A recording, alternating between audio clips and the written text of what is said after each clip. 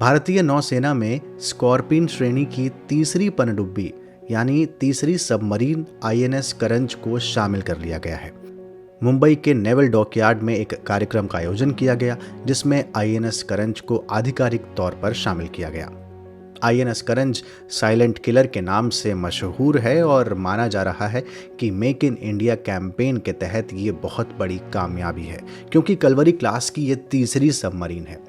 याद रखिएगा, क्लास की मैं बात कर रहा हूँ, पहले मैंने स्कॉर्पिन श्रेणी की बात की थी, तो कलवरी क्लास की ये तीसरी सबमरीन है। क्लासेस क्या होती हैं सबमरीन के तहत, ये मैं आपको आगे बताऊंगा। तो ये तीसरी सबमरीन जब अपने मिशन पर रहेगी तो सबसे ख़ास बात है कि कोई आवाज़ नहीं होगी, साइलेंट किलर होगी, यानी दुश्मन के आप बहुत नज़दीक पहुंच जाएंगे, उसे पता नहीं चलेगा, ऐसा दावा किया जा रहा है, क्योंकि ये आवाज़ नहीं करती। अभी तक जितनी जानकारियां निकलकर सामने आई हैं तो आईएनएस करंज की लंबाई करीब 70 मीटर की है, जबकि ऊंचाई 12 मीटर की है। वजन 1600 टन बताया गया है। यह सबमरीन टॉर्पीडो से लैस है, साथ में समुद्र के भीतर ही माइंस बिछाकर दुश्मन को तबाह करने का मादा भी ये सबमरीन रखती है।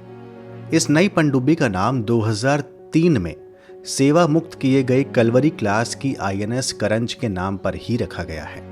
इसे Mazagon dock ship builders limited यानी एमडीएल ने बनाया है। एमडीएल मुंबई में काम करती है और प्रोजेक्ट 75 के तहत ये एमडीएल स्कॉर्पिन वर्ग की 6 पनडुब्बियों का निर्माण कर रहा है। आप प्रोजेक्ट 75 के बारे में जानते होंगे, नहीं पता तो सर्च करके एक बार उसके बारे में जानिए और मुझे भी कमेंट बॉक्स में बताइए। स्कॉर्पिन वर्ग की जो सबमरीन्स होती हैं, पनडुब्बियां होती हैं, वो कन्वेंशनल तरीके से यानी परंपरागत तरीके से डीजल और इलेक्ट्रिक इंजनों पर काम करती हैं, उन्हीं से चलती हैं। इसके लिए अक्टूबर 2005 में फ्रांस के नेवल ग्रुप के साथ एक समझौता किया गया था, जो स्कॉर्पिन वर्ग की पनडुब्बियों के निर्माण और ज़रूरी ट्रांसफर ऑफ टेक्नोलॉजी के लिए भारत की सहायता कर रहा है। इसी स्कॉर्पिन श्रृंखला के तहत 2017 में पहली पनडुब्बी आईएनएस कलवरी को आधिकारिक रूप से भारतीय नौसेना में शामिल किया गया था। इसके बाद दूसरी पनडुब्बी थी आईएनएस खांडेरी और तीसरी है अब आईएनएस करंज।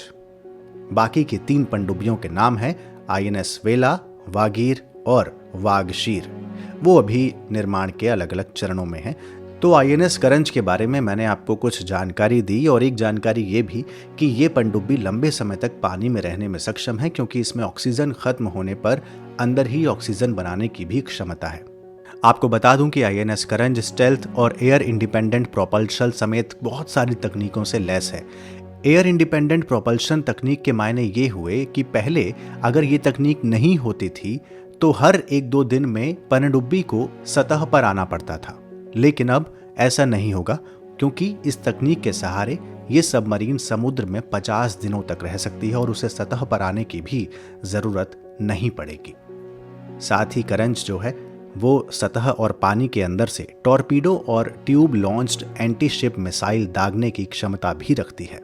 सटीक निशाना लगाकर दुश्मनों को तबाह करने में ये सक्षम है और anti surface warfare, anti submarine warfare, खुफिया जानकारी जुटाने, माइंस बिछाने और एरिया सर्विलांस जैसे तमाम सैन्य अभियानों को अंजाम देने की क्षमता भी इस आईएनएस करंज में है।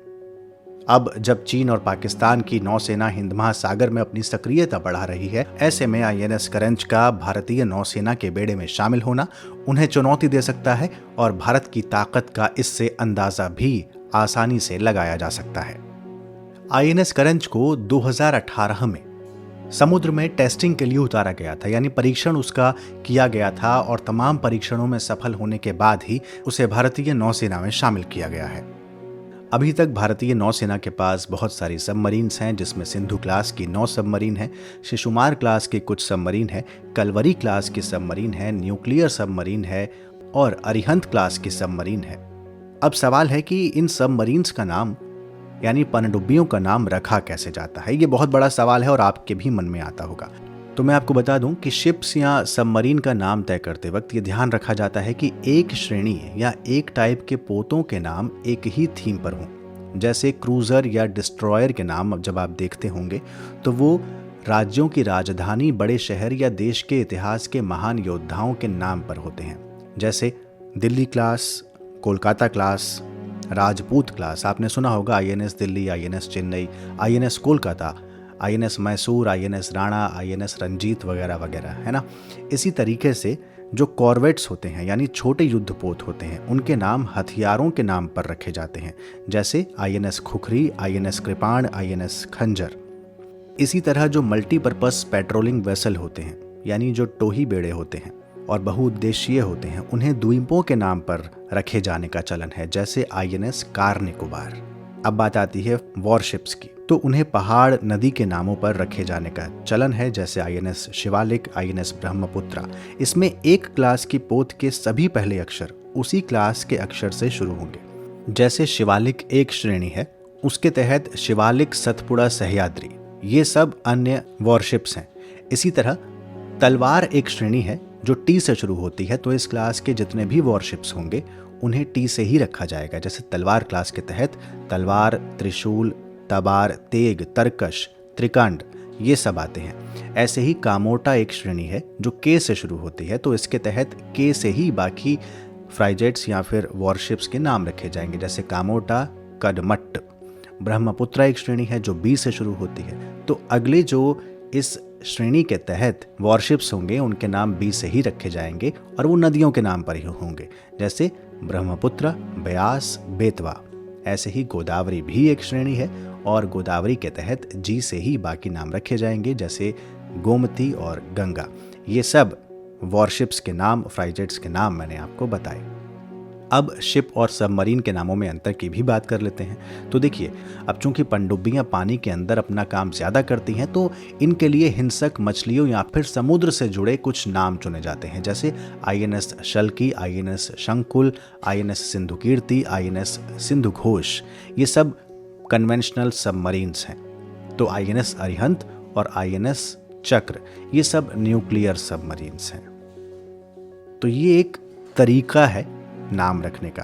तो अब बात करते हैं कि इनका सिलेक्शन करता कौन है। तो इनके चयन के पीछे एक संस्था काम करती है, जिसे आंतरिक नामकरण कमेटी यानी इंटरनल नॉमेनक्लेचर कमेटी कहा जाता है, जो कि डिफेंस मिनिस्ट्री के तहत काम करती है और उसकी अध्यक्षता करते हैं assistant chief of naval staff, policy and plans.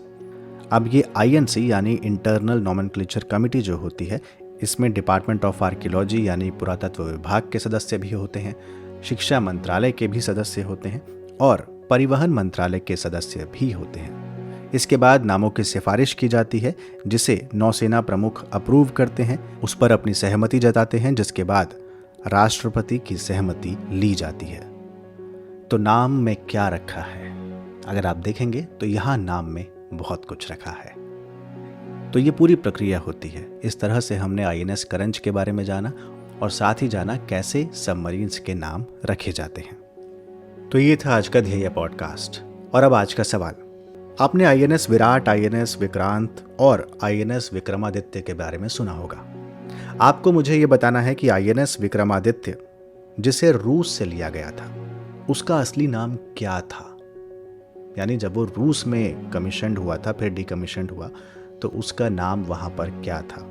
अपने जवाब आप हमें कमेंट बॉक्स में बता सकते हैं। ये तमाम पॉडकास्ट आप ध्येय IAS की वेबसाइट पर भी सुन सकते हैं। अगले पॉडकास्ट के साथ जल्द हाजिर होंगे।